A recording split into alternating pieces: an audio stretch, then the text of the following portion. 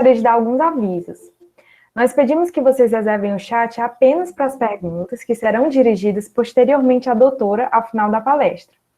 Além disso, pedimos que desliguem as câmeras e os microfones para evitar quaisquer intercorrências. Por fim, o formulário de presença vai ser enviado no chat próximo ao final da palestra. A gravação dessa aula foi permitida e estará disponível no YouTube do Lafite. Bom, agora nós vamos conferir a palestra Covid-19 em crianças e hoje contamos com a participação da doutora Fabrícia Silvana Sarmento dos Santos, que é médica pediatra em atuação clínica, possui residência médica em pediatria pelo Hospital Infantil Cândido Fontoura, São Paulo, graduação em medicina pela Universidade do Estado do Pará e é mestranda em saúde e tecnologia pela Universidade Federal do Maranhão. Eu passo agora a palavra à doutora, uma boa palestra a todos. Então, olá, queridos. Essa forma de apresentação é bem diferente, né? Já que eu não estou podendo olhar o rostinho de vocês. Eu gostaria só que você me confirmasse se está me ouvindo direitinho, todo mundo. O som está ótimo, professora. Então vamos lá. Então, a palestra de hoje, ela se refere à Covid-19 em pacientes pediátricos, é uma doença que tem assolado o mundo inteiro, então, mediante a importância do tema, a gente vai explicar um pouquinho sobre o que seria essa doença. Então, para começar, a gente vai falar um pouquinho do que seriam os coronavírus. Os coronavírus, eles são um grupo de vírus, né, de genoma de RNA simples, de sentido positivo, e que serve diretamente para a síntese proteica, e eles são conhecidos desde 1960. Então, quando você se refere a coronavírus, vocês estão se referindo à família de coronavírus, tá? Dentre essa família, nós temos vários gêneros, que são os alfas coronavírus, beta coronavírus, delta coronavírus e gama coronavírus. E nós vamos ficar com 2 gêneros que afetam principalmente humanos, né, e animais também, e que são esses gêneros em que a gente vai citar um pouquinho. Aqui tem o 22.9E, o NL63, o OC43, o HKU1, que é muito comum em crianças, provocando quadros virais bem leves, na maioria das vezes, ou muitas vezes até assintomáticos, tá? E vem esses outros gêneros aí, que a gente vai falar um pouquinho sobre cada um. Então, esse esquema aqui ficou bem fácil de entender. Então, a maioria dos coronavírus que circulam, né, comumente, são esses que eu já citei. Eles não afetam apenas animais, mas afetam também as crianças, né, em que 13% dessas crianças são assintomáticas. 11 a 46% dessas crianças que são sintomáticas, na maioria das vezes, elas têm uma co-infecção com outros vírus também respiratórios. Então, professora, só um momento. Eu vou pedir para a senhora colocar para apresentar em tela cheia. Tá tela cheia. Será que eu tenho colocado outro também? Só um minutinho. Porque aqui na nossa tela a gente consegue ver só... É porque eu coloquei os 2 tela cheia. Tá, ok. Aí na página do PowerPoint mesmo, a senhora apertar para nessa... Para colocar, olha, para mim, tá os 2 com tela cheia, as 2 salas. Aqui não está aparecendo. Tenta apertar novamente para a gente conseguir. Tá. Só um minutinho, que são 2 telas aqui. Não, nas salas da reunião tá tudo certo, só no PowerPoint mesmo. Certo. Aqui tá ok? As 2 salas estão ok. Aí no PowerPoint a senhora tentar colocar para apresentação em tela cheia, porque quando a senhora passa, o slide ele não passa aqui para a gente. Tá agora em tela cheia, que para mim tá em tela cheia desde o início. Ah, certo. A gente consegue ver a tela do PowerPoint. Mas tudo bem, a senhora tenta passar para a gente ver se pelo menos está passando os slides. Tá, vocês estão em qual slide? Tá Pronto, indo? está passando. Perfeito. Eu vou ficar, então, sem ser tela cheia. Eu não sei por que tá tendo esse probleminha. Eu vou tentar de novo. Tá aparecendo tela cheia?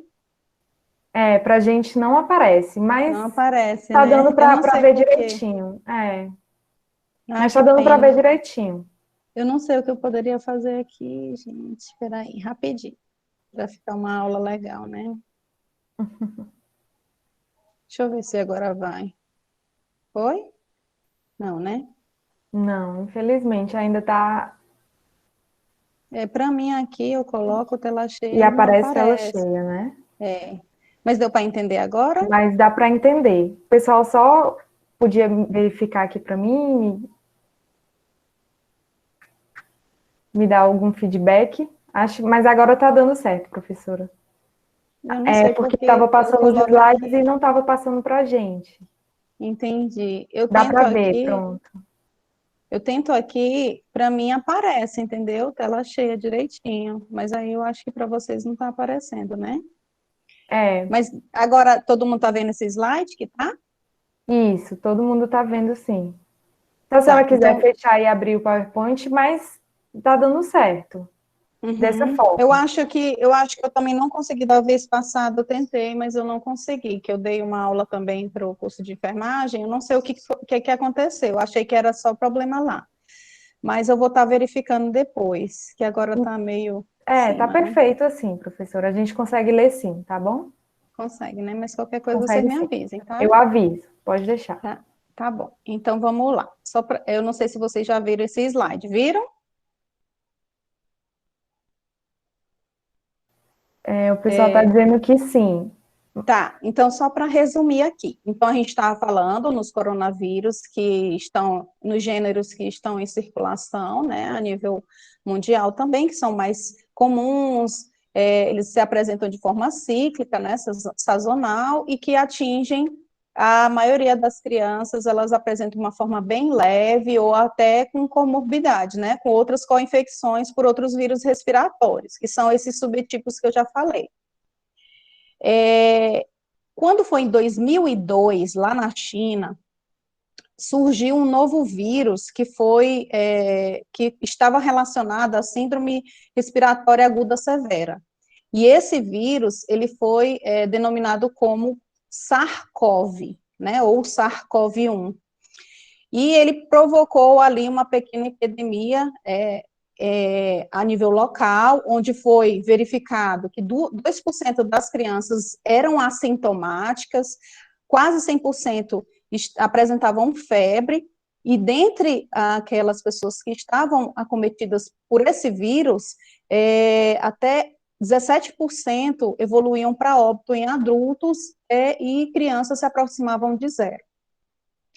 Já em 2012 foi verificado outro tipo de coronavírus, né, que foi denominado MERS-CoV, né, que estava relacionado com a síndrome respiratória do Mediterrâneo ali, da Arábia Saudita, e esse vírus, em 42% das crianças, eles tinham forma assintomática, mas nos adultos chegavam por volta ali de 20, 40% de óbitos, enquanto nas crianças ficavam a 6%. Estavam relacionadas com alguns animais, né, o contato com alguns animais, entre eles o dromedário foi levantada a hipótese.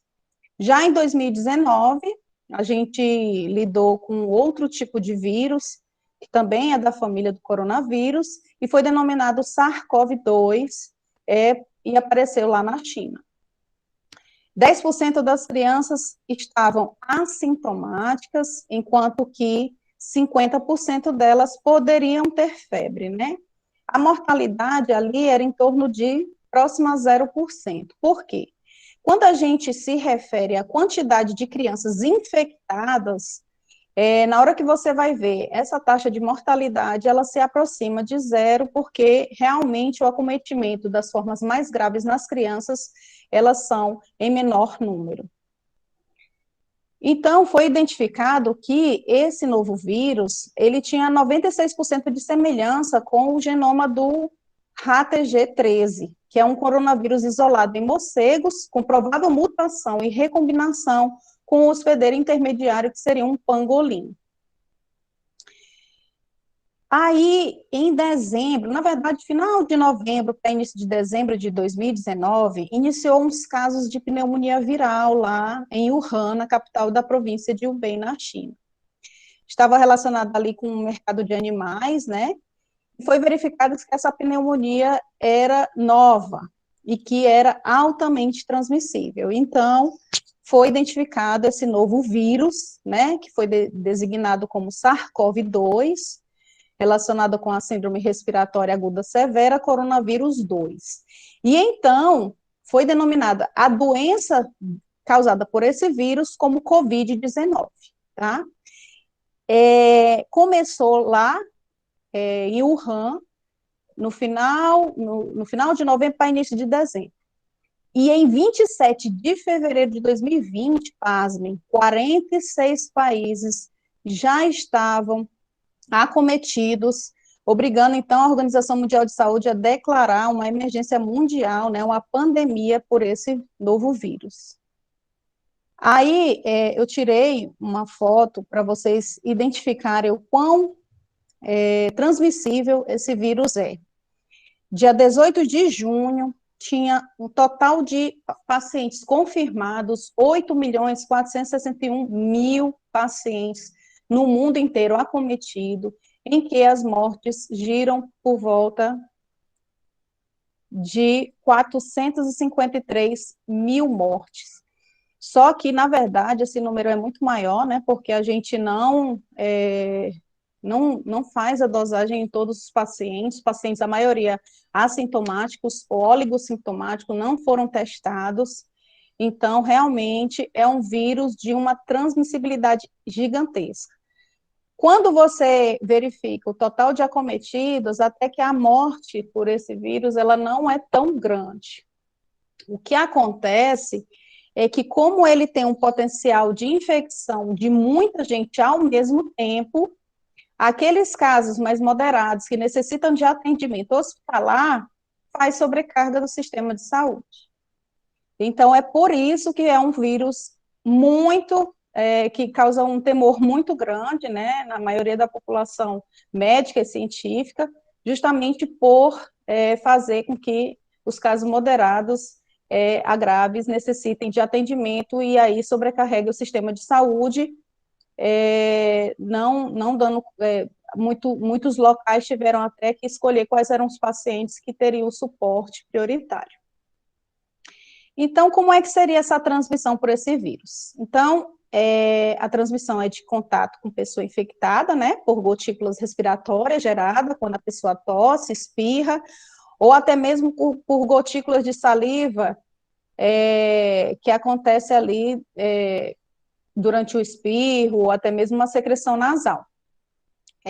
Então, o modo de transmissão também acontece por fômites, né, que são superfícies contaminadas, e em seguida a pessoa entra em contato com a boca, nariz, olhos, também, a transmissão também acontece através dos olhos desse vírus.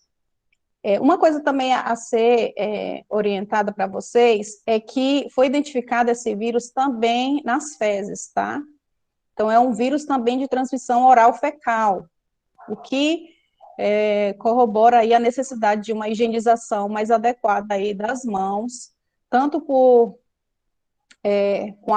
álcool 70 e também por higienização com água e sabão.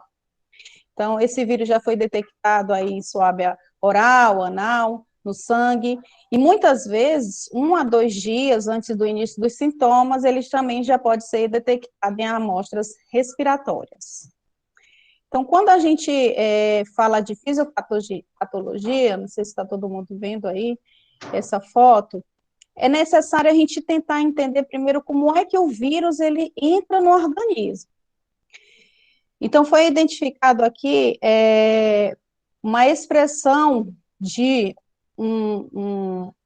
uma proteína, né, que se liga à enzima conversora de angiotensina 2, onde essas spikes desse vírus se liga e então esse vírus ele consegue internalizar para essa célula. Esse receptor ele existe em maior quantidade tanto no trato respiratório, mas também no intestino, o que gera também sintomas gastrointestinais, tá? Então, é um receptor, essa por enzima conversora de angiotensina 2. Esse vírus, ele, depois que internaliza, ele consegue fazer, então, uma replicação viral, atingindo tanto pneumócitos 2 como pneumócitos 1, comprometendo a síntese de surfactante, comprometendo a troca gasosa, e gerando um processo inflamatório sistêmico, onde há liberação de interleucinas, TNF-alfa, prostaglandinas, aumentando aí a permeabilidade capilar, com perda da estrutura alveolar, gerando edema intersticial, edema alveolar e evoluindo aí para uma síndrome de desconforto respiratório agudo. Aí vocês me perguntam, sim, mas a gente está conversando sobre crianças. Por que que as crianças não, então, apresentam a forma grave da doença, ou em menor quantidade a forma grave da doença? Então, a função imune inata das crianças, elas têm um contato muito grande com outros tipos de vírus, inclusive vírus da família do coronavírus. E essa imunidade inata à infecção do trato respiratório, ela é maior em crianças do que nos adultos. Então, porque nelas a resposta imune adaptativa é superior. E como essa proteína que se liga à enzima conversora de angiotensina 2 é menos madura, é menos expressiva das crianças, esse vírus ele teria uma dificuldade maior de internalizar aí para as células das crianças e, com isso, se replicar e provocar uma doença aí mais grave, tá? Uma resposta inflamatória aguda, ela é mais fraca. Então, o que pode contribuir para esse melhor resultado. Lembrando, tá, que sempre a resposta inflamatória ela é individual, então adultos também, apesar de internalizar esse vírus, não evolui para forma grave, porque esse processo inflamatório, essa resposta inflamatória, muitas vezes não é capaz de gerar aí uma doença de maior gravidade nos adultos também.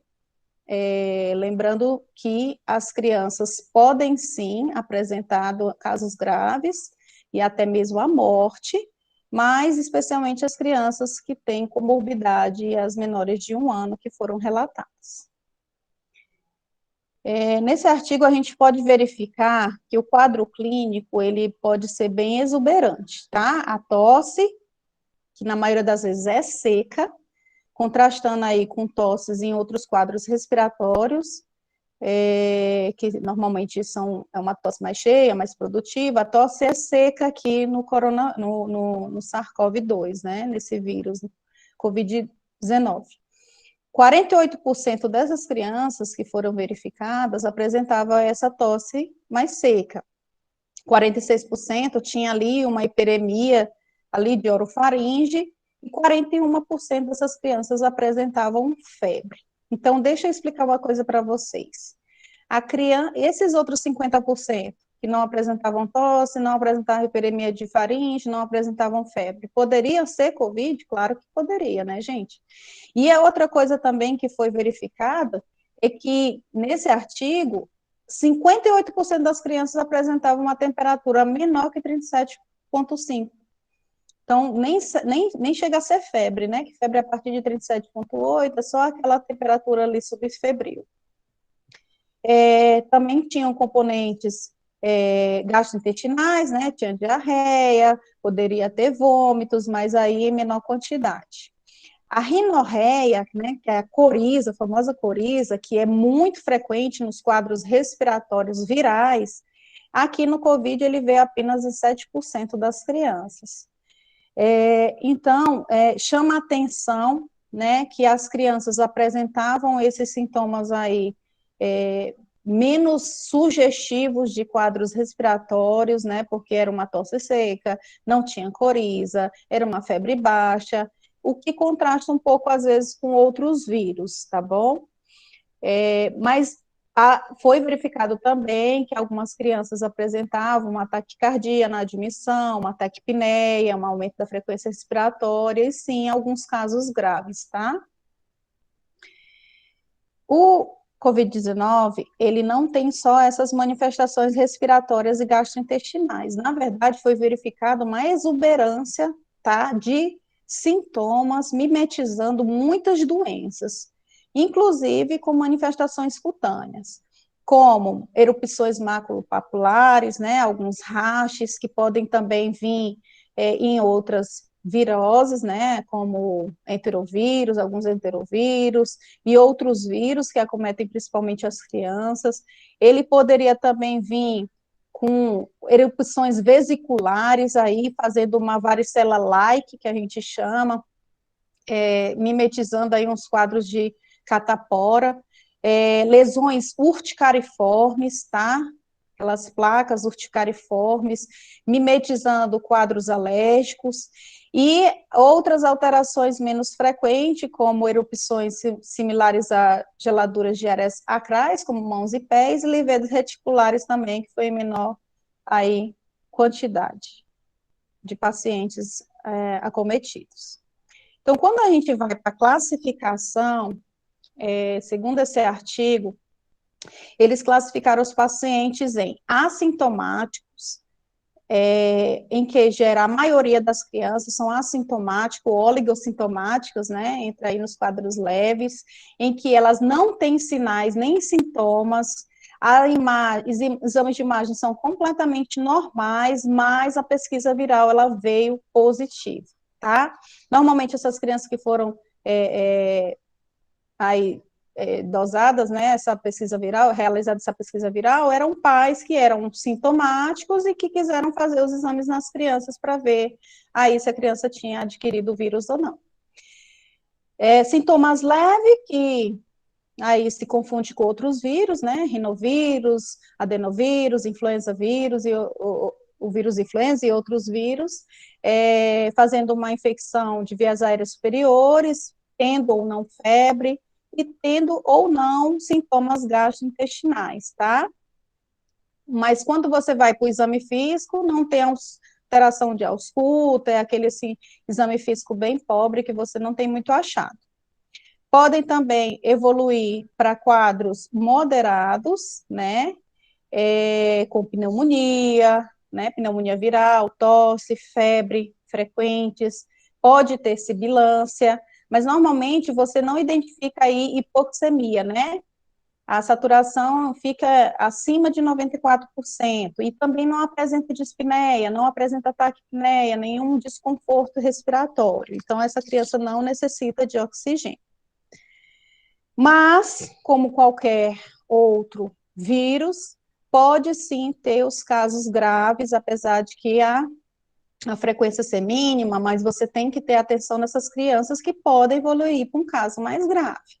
Então, é aquela criança que apresenta dispneia, né, uso de musculatura acessória, batimento de asa de nariz, tiragem de fúrcula, tiragem intercostal, subcostal, pode apresentar um aumento da frequência respiratória, então é necessário saber identificar aí, de acordo com a idade, né, a criança que é menor de 2 meses, ela apresenta uma frequência respiratória de até 60 incursões respiratórias por minuto, então a que tiver acima de 60 está alterado, as crianças entre 2 meses e 1 ano que tiver acima de 50 incursões respiratórias também está alterado, então você tem que identificar a idade da criança, saber qual é o limite da frequência respiratória e então identificar se essa criança tem ou não taquipneia. Eu sempre falo para alguns alunos que já passaram comigo que é interessante você ver essa frequência respiratória em 1 minuto, né, 60 segundos, porque às vezes fica ali oscilando, ela faz uma taquipneia mais frequente no início, depois, porque as crianças, elas costumam ficar um pouco desconfortáveis na presença dos médicos, né, dependendo de que procedimento elas estão sendo sofrendo ali naquele momento, isso pode alterar também. E outra questão também, que a frequência respiratória, ela é alterada na presença de febre, tá? Então, é importante que a criança esteja febril no momento da avaliação. Tá? Você pode até avaliar com febre, mas depois é importante avaliar sem febre também. E essas crianças graves, além da taquipneia, da dispneia, ela evolui também por uma hipoxemia, né? Frequência respiratória, ou frequência, saturação de oxigênio aí menor que 94%, necessitando aí de suporte ventilatório.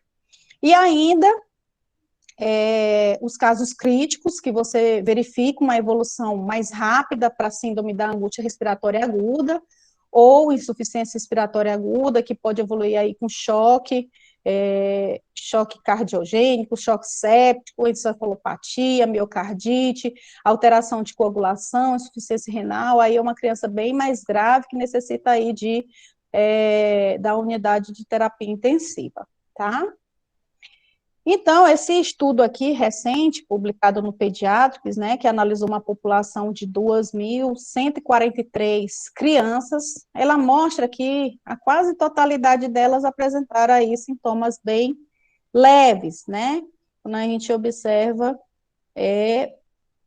aqui na porcentagem de pacientes. Então, o que chama atenção é o grupo, né, de crianças menores de 1 ano, que você tem que ficar de olho, e nas de maiores de 15 anos também, porque elas começam a apresentar uma maior expressividade ali na ECA 2, tá? Houve um óbito em um paciente de 14 anos, só para você ter uma noção aí de números, quando você relaciona a questão de gravidade. Então, quando a gente fala de Covid-19, a gente tem que entender que é uma doença que tem os seus estágios, né? Ela tem a severidade, tá? Então, você tem que entender que ela se divide em estágio 1, estágio 2 e estágio 3. O estágio 1, que é o estágio leve, né? É quando o vírus infecta aí o corpo, né? A fase da resposta viral, o vírus infecta o corpo, e na maioria das pessoas há um período de incubação associado a sintomas leves, não específicos, como mal-estar, febre, uma tosse seca.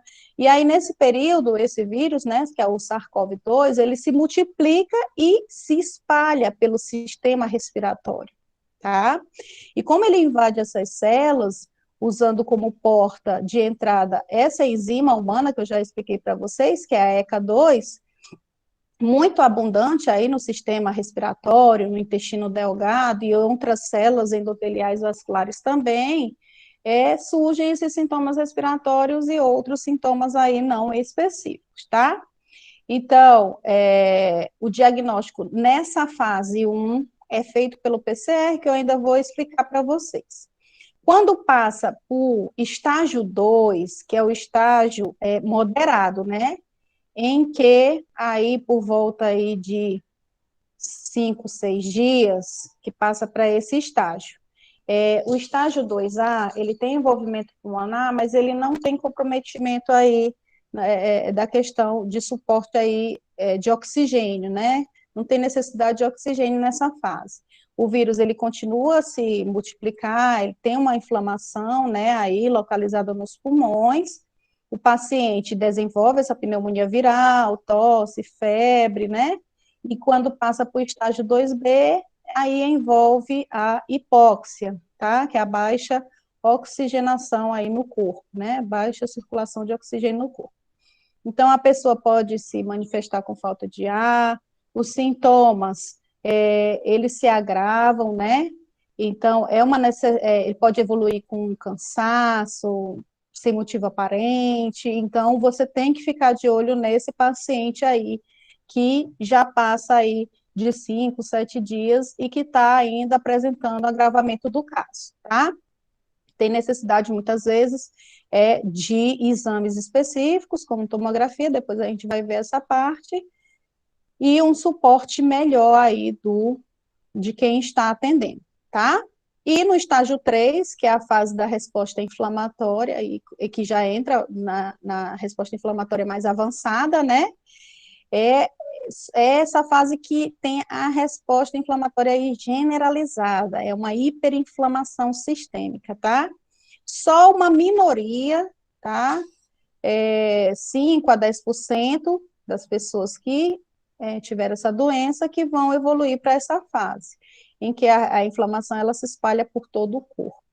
Isso acontece devido à resposta descontrolada, gente, do sistema imunológico mediante a infecção, tá bom? Então, por isso que muitas pessoas, muitos aí cientistas, né, pesquisadores, estão relacionando essa doença como uma doença autoimune, não como uma infecção viral, assim, propriamente dita, tá? Porque essa fase aí mais grave é em que o sistema imunológico está aí com essa resposta descontrolada, em que ocorre as células de defesa começam a liberar em grande quantidade uma série de substâncias tóxicas, e em vez de mirar apenas no vírus, outras células, né, do corpo acabam ficando doentes também, tá?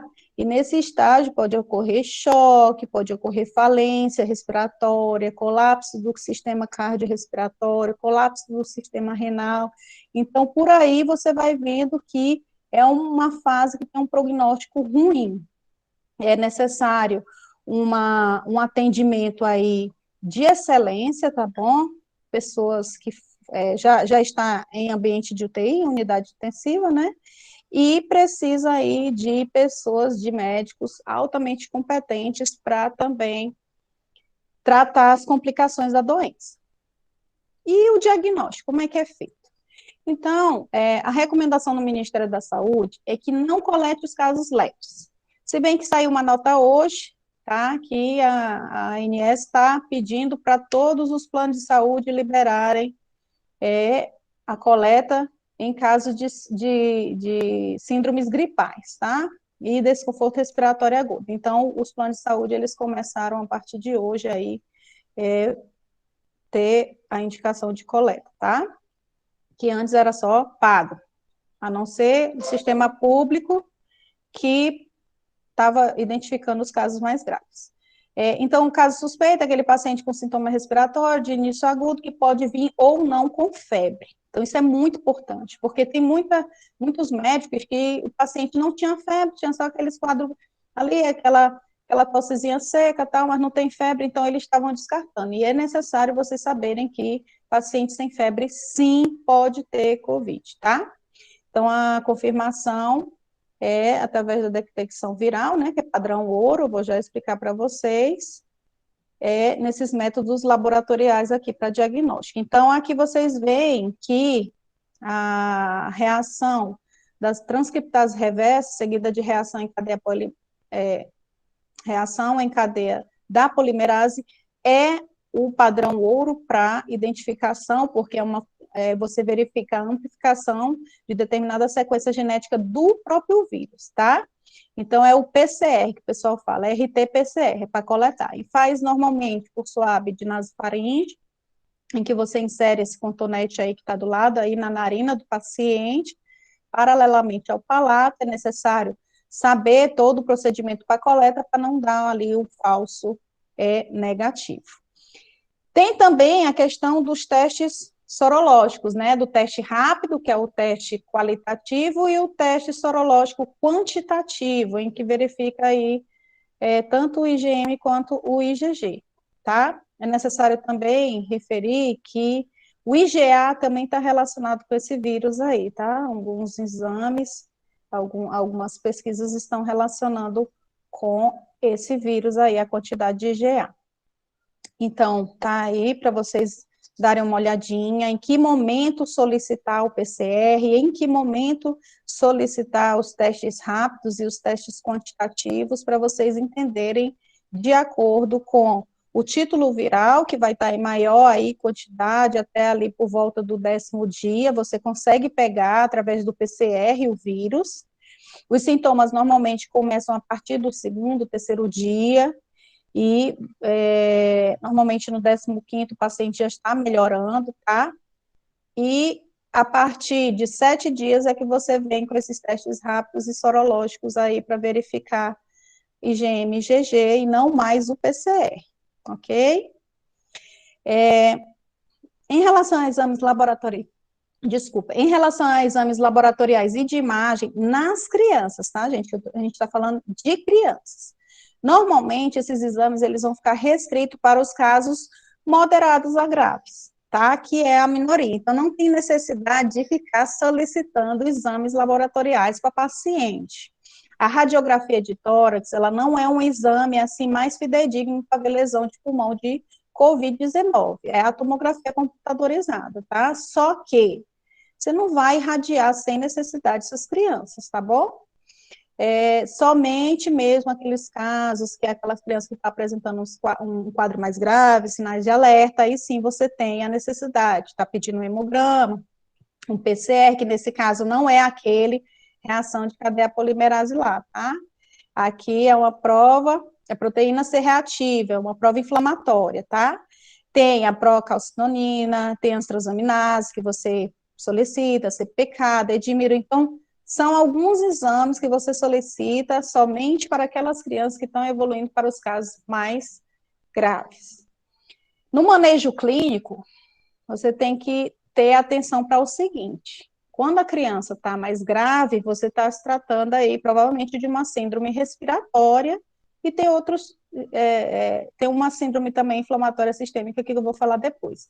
Mas você tem que agir de acordo com a síndrome respiratória. Então, é a terapia, monitoramento precoce de suporte, tanto com oxigenoterapia, fluidoterapia conservadora na ausência de choque, antimicrobiano, porque muitas vezes faz co-infecção bacteriana, evitar corticosteroide sem indicação, tá? Eu vejo muitos médicos aí em emergências, qualquer quadro gripal entrando com corticoide, gente, pelo amor de Deus, normalmente as crianças fazem em média de 10 a 12 infecções respiratórias por ano, né? Até as crianças até ali 6 anos, devido à imaturidade do sistema imunológico, elas podem fazer de 10 infecções se elas estiverem na escola. Então, toda vez ela toma corticoide, muitas vezes entra com corticoide, a mãe em casa, resolver dar outra vez, eu vou entrar de novo, então você vai provocar aí uma imunossupressão nessa criança, né, com dose prolongada. O gerenciamento do choque séptico, tá? Então, reconhecimento precoce, ressuscitação com cristalóides isotônicos, vasopressores, quando esse choque persistir, tá? Durante a ressuscitação hídrica.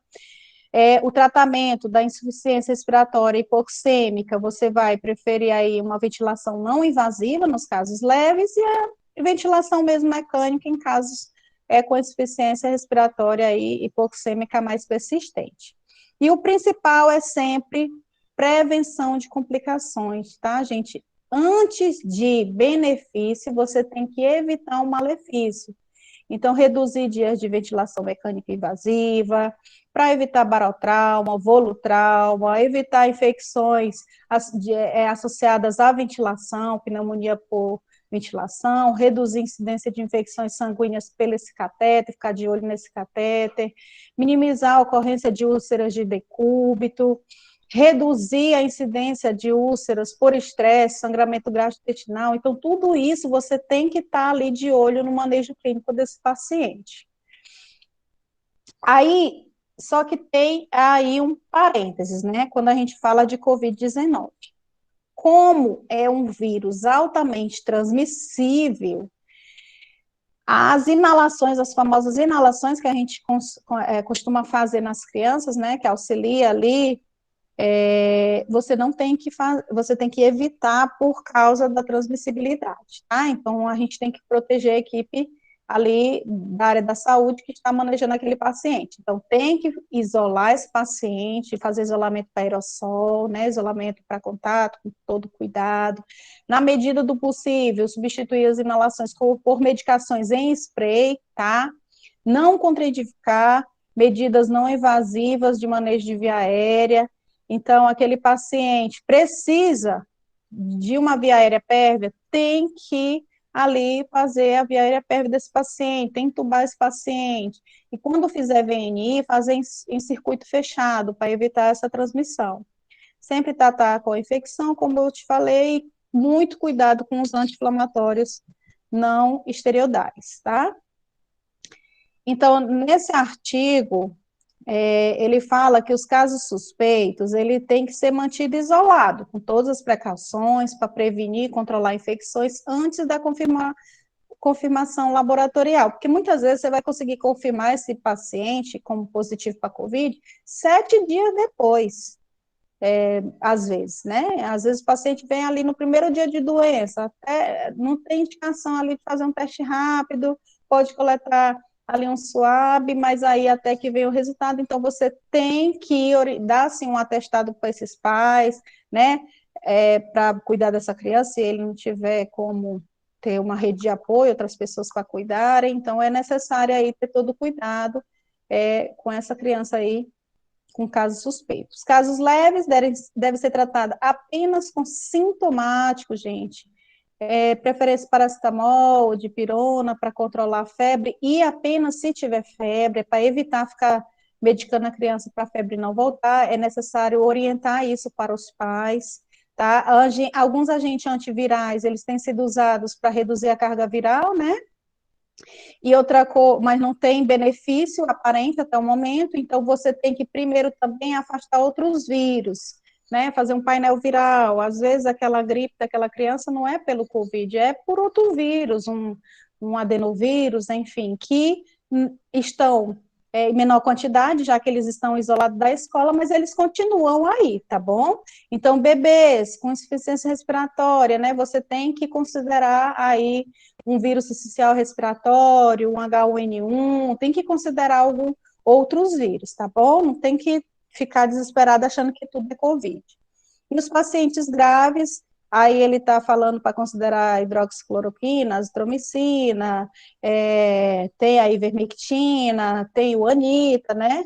Mas, assim, todos esses protocolos ainda estão em estudo, em andamento, então tem que ter muita cautela antes de sair prescrevendo aí medicamentos para os pais fazerem nessas crianças, tá bom? E sempre pensando, tá? Muito cuidado nas crianças com síndrome respiratória aguda, as crianças com dispneia, as crianças com hipoxemia.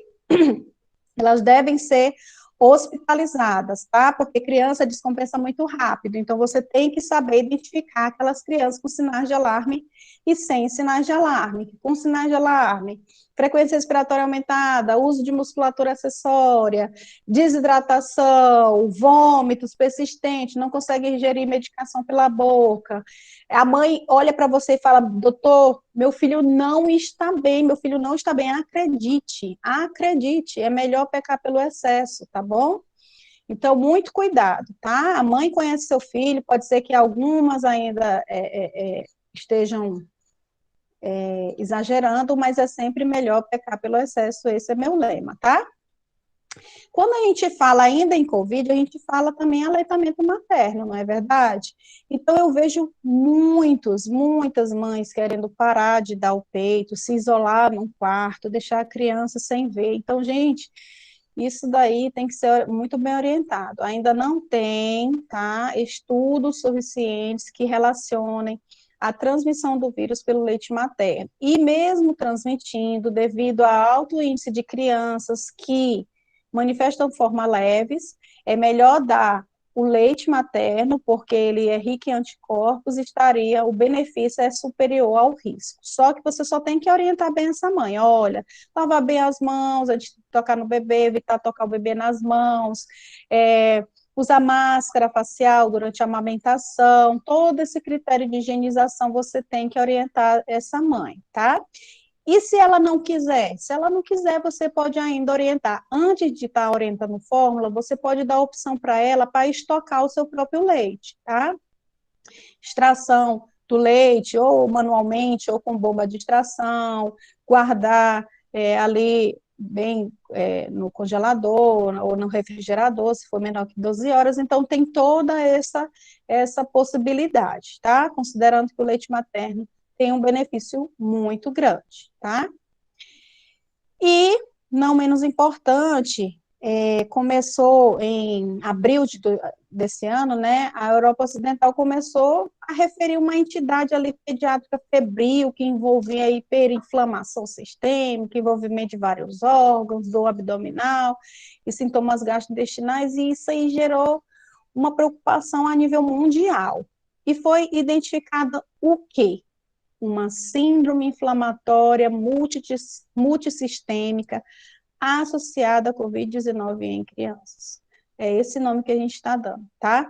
Então, são manifestações clínicas com alterações dos exames complementares, similares, parecido com crianças e adolescentes com síndrome de Kawasaki, ou ainda com síndrome de Kawasaki incompleto, ou ainda síndrome do choque tóxico. Então, tipo assim, essa doença, ela se manifesta de maneira similar a essas outras patologias, tá? Lembrando também que o Kawasaki, essa síndrome, ela é uma síndrome inflamatória aí, né, que tem predileção pelos vasos coronarianos, tá? Provocando aí um tipo de aneurisma, então são sintomas bem clássicos da doença que você identifica, principalmente por exame físico. Então, existem alguns relatos dessa síndrome por alguns tipos de coronavírus, tá? Porque é uma síndrome desencadeada também por processos infecciosos, tanto virais como bacterianos, e existem alguns relatos de que essa síndrome poderia ter sido ocasionada por alguns coronavírus, tá? Ok?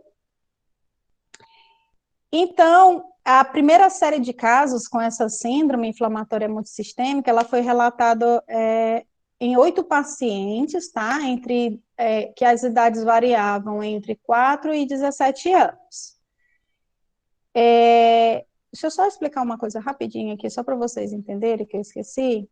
A diferença entre a síndrome de Kawasaki e a síndrome de Kawasaki incompleto é que a síndrome de Kawasaki incompleto, ela atinge mais os menores de 6 meses, tá? Os menores de 1 ano. E elas não atingem todos os fatores ali que a gente considera para fechar a síndrome, tá? Enquanto a síndrome de Kawasaki, ela atinge preferencialmente crianças entre 4, 6 anos, ali a partir dessa idade mais pré-escolar, escolar, e ela, normalmente, ela fecha os critérios, tá? Então, essa doença foi verificado o quê? Que as crianças tinham uma febre alta persistente, tinha exantemas de apresentações variadas, tá? Que a síndrome de Kawasaki, ela é uma síndrome que apresenta febre maior que 5 dias, mas persistente, pode vir febre alta, também tem um exantema, tá? Também tem conjuntivite não purulenta, também pode ter edema de mãos com descamação ali do leito ungueal, pode ter dor abdominal, vômitos, diarreia. Então, são sintomas similares a essas doenças, tá? Foi verificado também choque com hipotensão arterial, taquicardia, elevação das enzimas miocárdicas. Então, na época, eles até acharam que era mesmo a síndrome aí de Kawasaki, atingindo uma população em maior número, porque é uma síndrome rara, tá, gente? Não, ela não atinge crianças assim. Eu costumo dizer que para ter síndrome de Kawasaki, você não tem que querer, você tem que poder, porque ela tem aí um componente aí genético associado, tá? Então, a maior parte dos pacientes, eles não apresentavam manifestações respiratórias relevantes, tá? Desses pacientes, apesar de não necessitar, não ter sintomas respiratórios, muitos, né, precisavam de ventilação mecânica, alguns evoluíram com derrame pleural, pericárdico, ascite, teve uma também que apresentou um aneurisma coronariano gigante, tá, bem característico dessa vasculite coronariana. Outra apresentou acidente vascular cerebral após arritmia com choque refratário, evoluindo para óbito, um óbito, tá? Todas as crianças teve um óbito. E o tratamento que teve resposta é um tratamento que a gente costuma fazer para Kawasaki, tá? Que é a gama-globulina endovenosa. A gente usa também o ácido acetil salicílico, tá? Na dose anti-inflamatória, e muitas vezes a gente entra com uma antibiótico-terapia aí para as co-infecções bacterianas. Nos Estados Unidos, a gente estava falando de quê? A gente estava falando ali da Europa Ocidental. Já Aí, no 17 de maio, os Estados Unidos também começou a referir que mais de 100 crianças e adolescentes, entre uma idade mais variada, entre 1 a 21 anos, estavam sendo acometidos por essa síndrome inflamatória multissistêmica, tá? Essas crianças precisaram de internação em UTI, ventilação mecânica, suporte hemodinâmico, e nesses pacientes tiveram 3 óbitos.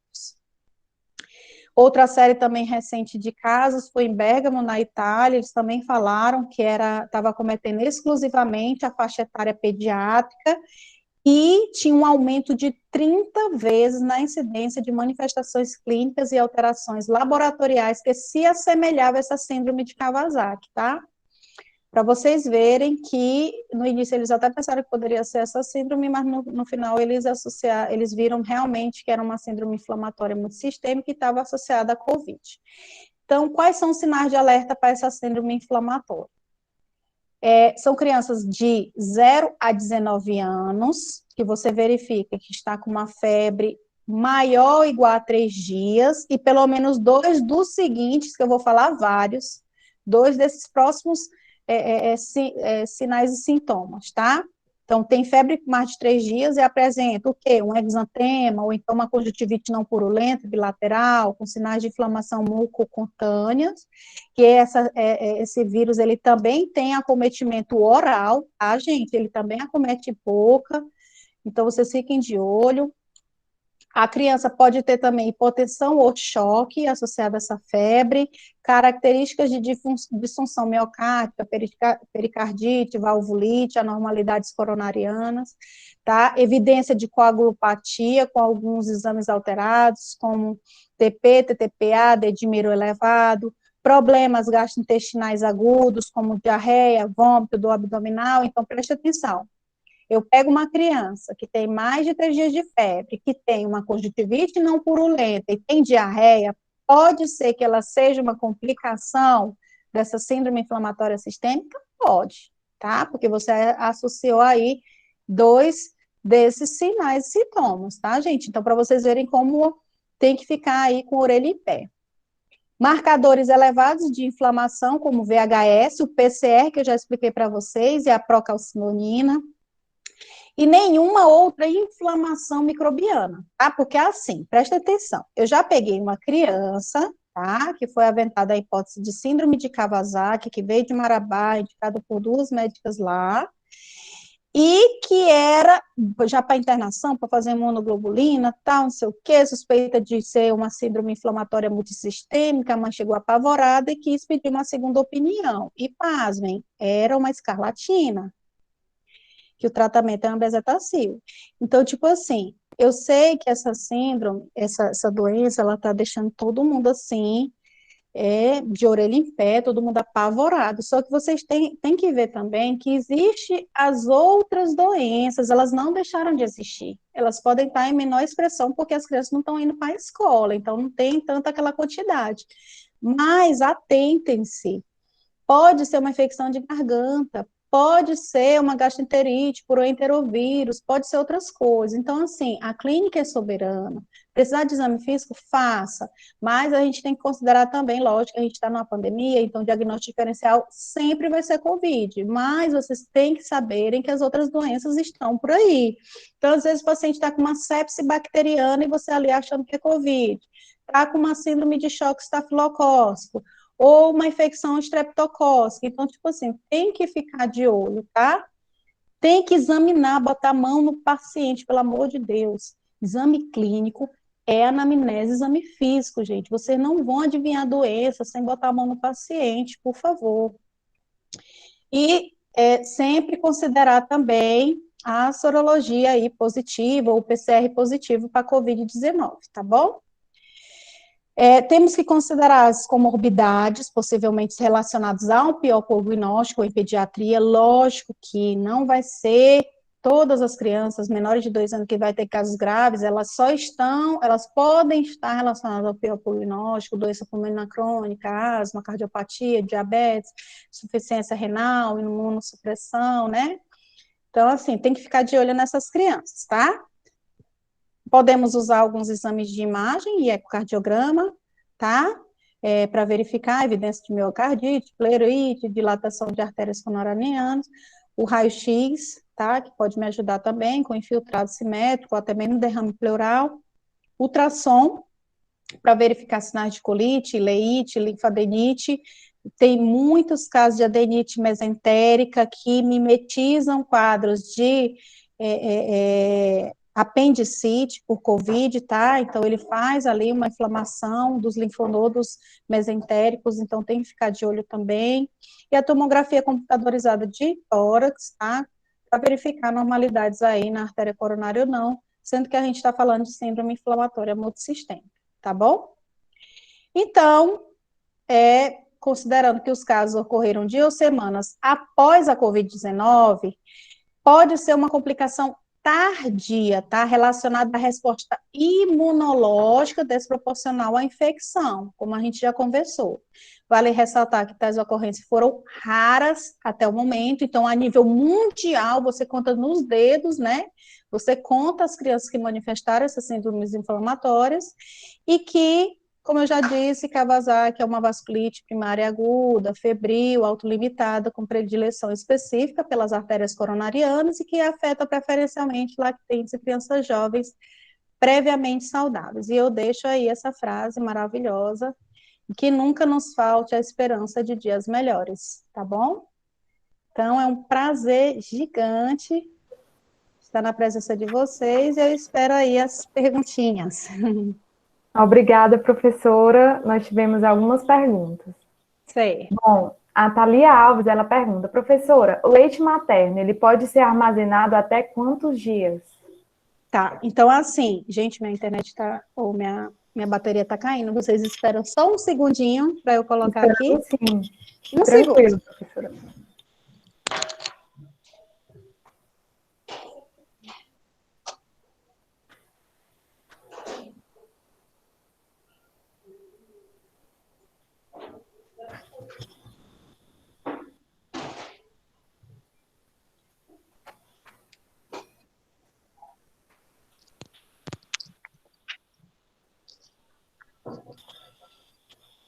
Eu fiquei aqui estudando antes, nem me atentei que a bateria estava caindo. Ai, gente, obrigada pelas palavras lindas. Tá todo mundo aqui elogiando muito. Estou morrendo de saudade de vocês. Então, vamos lá, falaram aí até quando que pode armazenar, né? Então, assim, o armazenamento na geladeira, né? Sem ser no congelador, na geladeira você pode armazenar por 12 horas, se for feita uma coleta adequada, enfim. Fora da geladeira, eu não costumo deixar por mais de 1 hora. E no congelador, o ideal que seja feito é deixado até 14 dias, porque depois desse período é necessário aí que esse leite ele seja pasteurizado, tá bom? Mais alguma dúvida? Ótimo. Bom, a Josiana, ela perguntou, há algum artigo que sinalize que a ivermectina previne ou amenize o COVID-19? Sim, sim, a gente tem vários artigos de alguns colegas, tá? Lembrando que ainda são com uma população muito pequena, tá? Então, não tem nenhum artigo ainda que tem uma expressividade maior de que alguma medicação realmente tenha efetividade contra a doença, mas realmente a gente usa a ivermectina em alguns casos, tá? No início do quadro. Inclusive, alguns profissionais da saúde estão usando como forma profilática, mas existe muita controvérsia ainda na literatura, tá bom? Ótimo. Ela completou aqui a pergunta. É perigoso o uso da ivermectina em crianças sem sintomas da doença? Sem sintomas? Isso, como forma profilática, eu acho, né? Na verdade, sinceramente, eu não faria, eu respondi inclusive isso para uma mãe hoje, eu não faria nenhuma medicação profilática para criança. Por quê? Porque a expressão da doença, ela também depende da quantidade de vírus, entendeu? Então, se a criança não está em contato com o vírus, teoricamente, por que você vai ficar medicando essa criança, né? Então, é necessário a gente ter uma cautela muito grande, porque as crianças, elas são, a maioria, assintomáticas ou oligossintomáticas.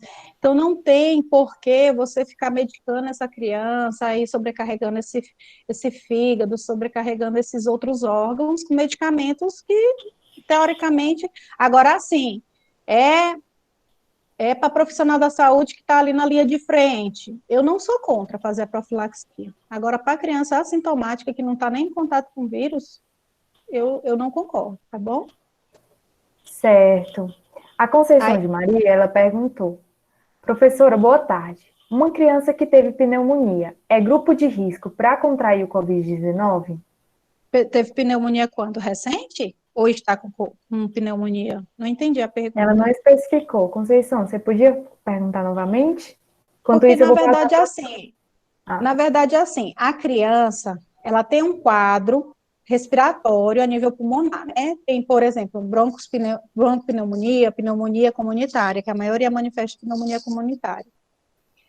Passou aquele período, tratou essa infecção, ela foi absorvida, que às vezes pode demorar até 30 dias, né, para essa lesão ela se resolver, ela não fica mais como grupo de risco. Agora, é uma criança que tem infecção respiratória frequente, você desconfia aí de uma imunodeficiência primária, aí sim ela entra como grupo de risco, entendeu? certo. Bom, deixa eu ver aqui. A Cimeia, ela perguntou: você poderia explicar novamente o porquê das crianças pegarem menos o Covid? Sim, na verdade é assim, existe dois tipos de sistema de imunidade, o sistema imune inato e o adaptativo. Ainda não tem nada confirmado, tá? São hipóteses. Então, uma das hipóteses é que esse sistema imune inato dessa criança teria uma maior resposta que os adultos, visto que essas crianças elas têm maior contato com outros coronavírus, outros tipos de vírus que causariam essas respostas aí infecciosas. Então, o sistema imune dela, inato, teria uma resposta mais rápida, impedindo a entrada do vírus no organismo e a sua proliferação. Outro fator também que a gente fica de olho, né, que acredita ser, é a menor expressão dessa proteína, né, que capta ali, eu não sei se vocês lembram a imagem, que capta, que se encaixa com a espícula do vírus, internalizando ele e permitindo a sua replicação viral, entendeu? Então, teria uma menor expressão dessas proteínas, e aí esse vírus não teria onde se ligar, seria devido a essa imaturidade, menor quantidade, menos expressão dessas proteínas aí, e aí o vírus ele não entraria com tanta facilidade no organismo. Seria essa uma das justificativas. Tem várias, né? Perfeito. A Conceição, ela perguntou aqui: a síndrome de Guillain-Barré, ela foi visualizada em crianças e adolescentes com Covid-19? Tem alguns relatos. Tem relatos de síndrome de Guillain-Barré, tem relatos de encefalite, tem relatos de ataxia, tem relatos de... como é que se diz? Fugiu o nome agora. Ai, fugiu o nome. Tudo Calma, bem, então vamos. é muita informação na cabeça. Eu vou lembrar. Nossa, tá aqui, mas não quer sair. Paralisia facial, desculpa, era esse nome que eu queria lembrar. Tem relato de paralisia facial, tem relatos diversos, assim, tudo que vocês imaginarem que um vírus é capaz de fazer, esse vírus, ele vai na forma like, né, que a gente chama. Então, a gente tem que ter muito cuidado, tá, com esse vírus, sempre considerando ele como hipótese diagnóstica em vários tipos de sintomatologia, tá bom? Certo. O Jarison Lopes pergunta: professora, em relação aos sintomas do trato gastrointestinal, como a diarreia, são Uhum. comuns na sua prática clínica ou só dor ou desconforto? Não, eu peguei vários com diarreia, e aí veio lá o o exame positivo, vários. Diarreia, na verdade, eu considero mais frequente na minha prática clínica diarreia do que quadros respiratórios, nos que eu estou pegando em consultório, né? E alguns fazendo também consulta domiciliar, para não correr o risco de infectar lá no consultório. Mas, assim, os quadros diarreicos, com febre, do abdominal, leve, todos os quadros muito leves. Tipo, às vezes vai olhar, os pais tiveram, entendeu? Então, a gente consegue ter uma noção de que é o vírus, é porque os pais já estão positivos e depois que a criança começou a manifestar. Certo. A Ana Clícia, ela pergunta. Pouco vômito, tá? Pouco vômito, mais diarreia.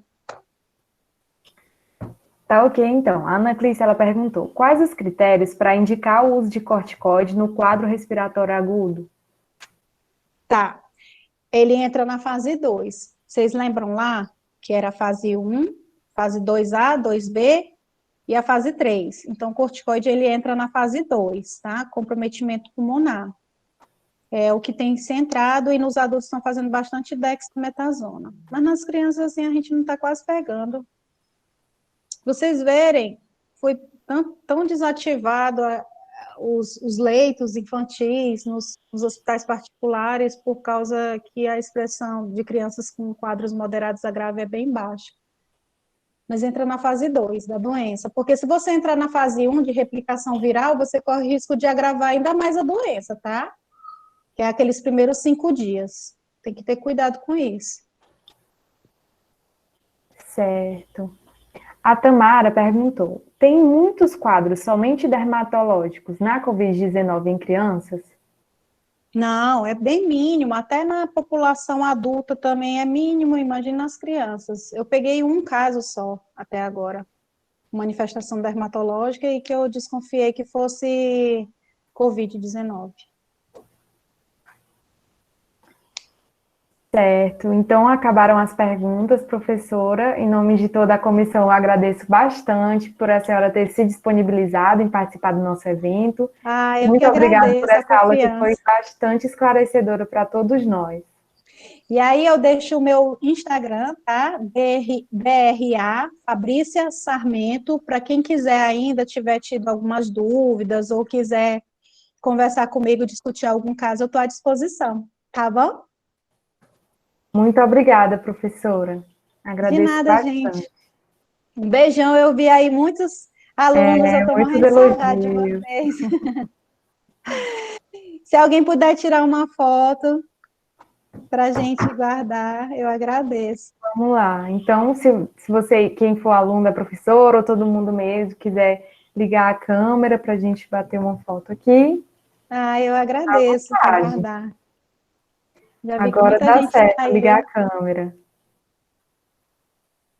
Olha, muitos rostos conhecidos aqui. Aí vocês tiram uma fotinha aí para mim. Tiro sim.